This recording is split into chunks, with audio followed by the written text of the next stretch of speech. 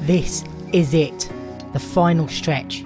Will I get this bike finished on time? I have a Wales trip coming up in literally just a couple of hours and I need to be packed up and gone. This bike likes to fight back and it keeps on fighting.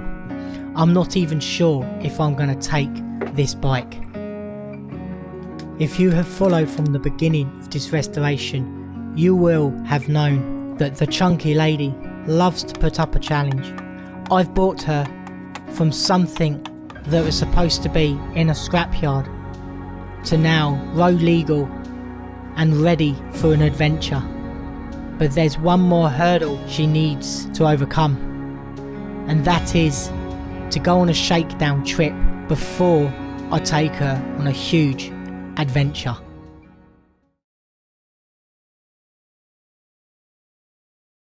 I've been rushing about, I forgot to do my intro, so here it is guys. I've literally got about 4 hours left and I've got to get the chunky lady all ready and packed up to go camping away in Wales.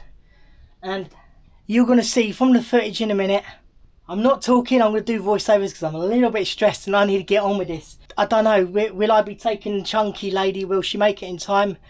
If not, I'll have to take my XR, but I really want to take this girl out on her first adventure where I will be camping and we'll be sleeping side by side, hopefully, if I get this on the road.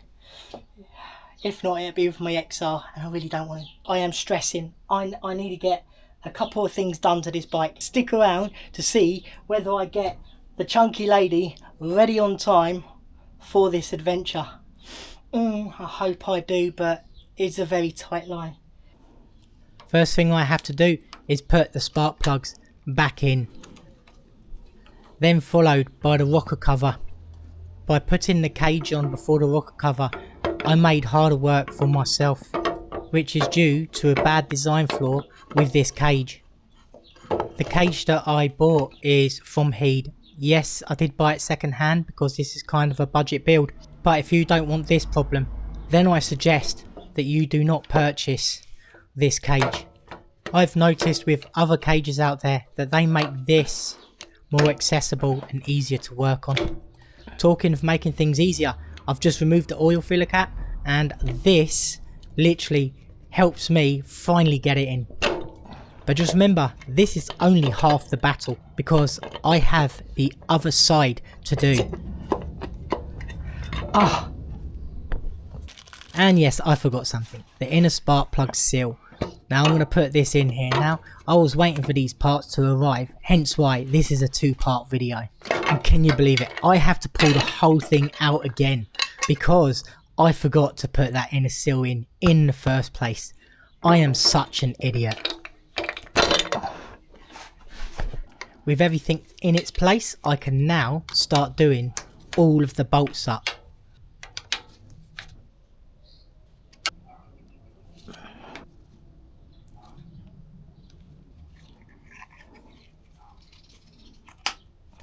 I love that audible click that the HT lead makes. I bought some new plastics. Yes, I bought them off AliExpress, but I decide, hey, look, it doesn't matter. They're just pieces of plastic. I want to make it look better.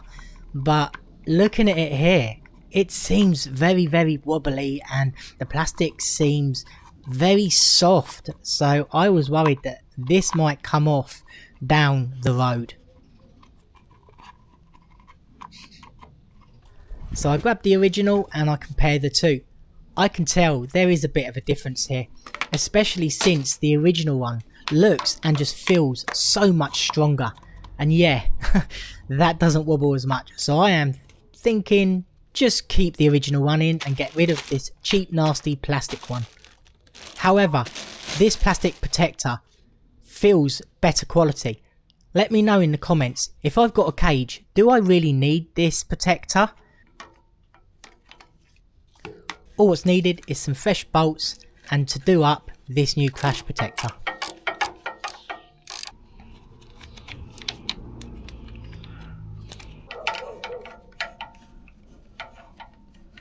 Now on to the other side, and look, first thing I do, I put that inner spark plug seal on.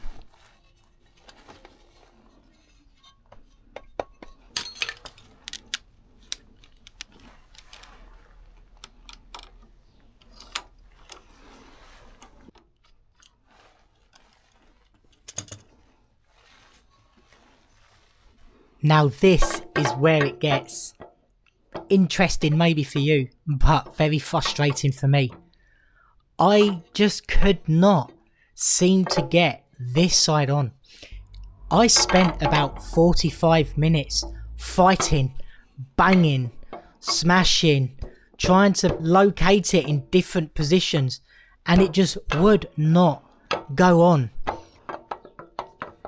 I decided to take another approach.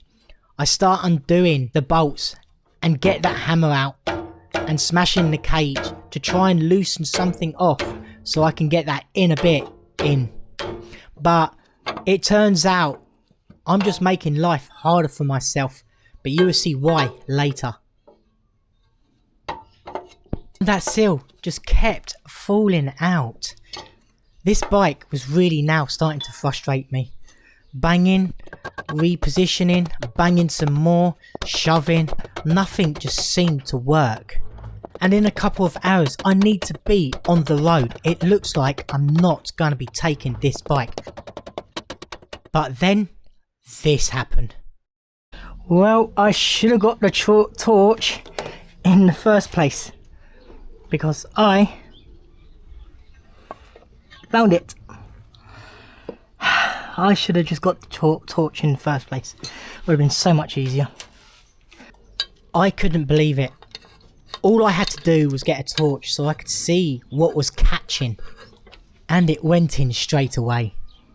Anyway, so on with doing the bolts up, securing everything, putting the HT lead in, and putting that cover on.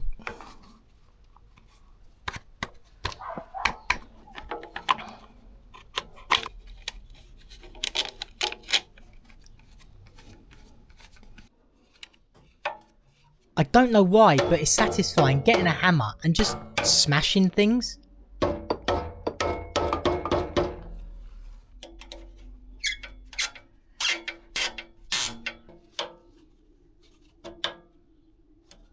Now it's time to tackle the ABS sensor. This sensor has two mounting points. The point it's being held on by is broken, so I'm going to replace that to a fixed one. Look at that, it's all bent up. I need to straighten that. I wonder why she's playing up.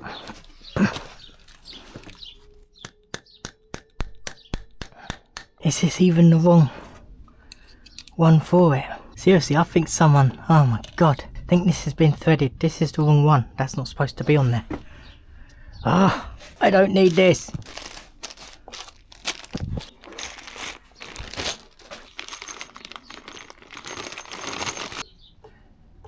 Right, that seems like the right size. I really hope I get to take this bike on this tiny little adventure.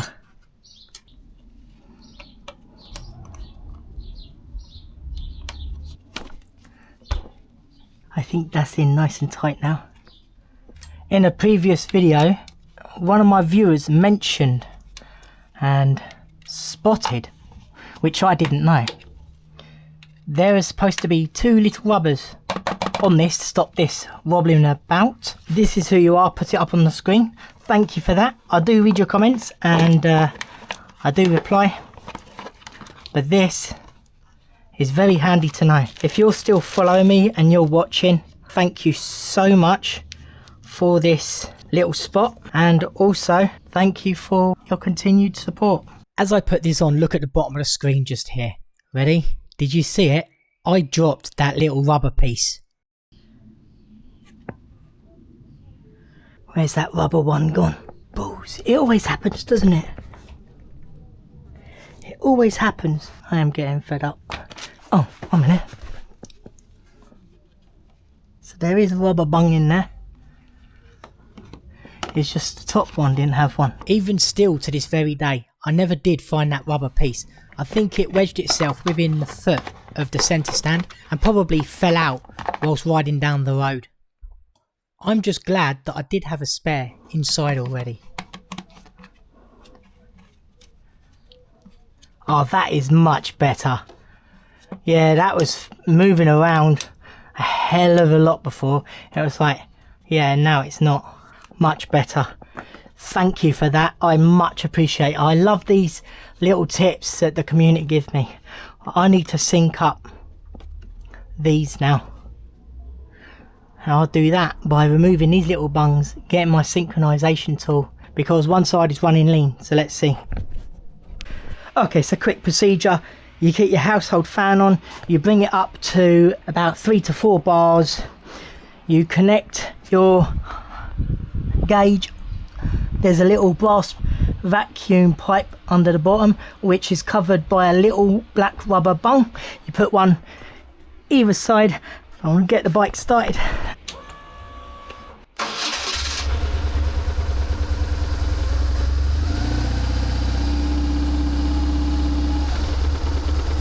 Here I'm just adjusting the flow valves so that the needles stop bouncing around like mad.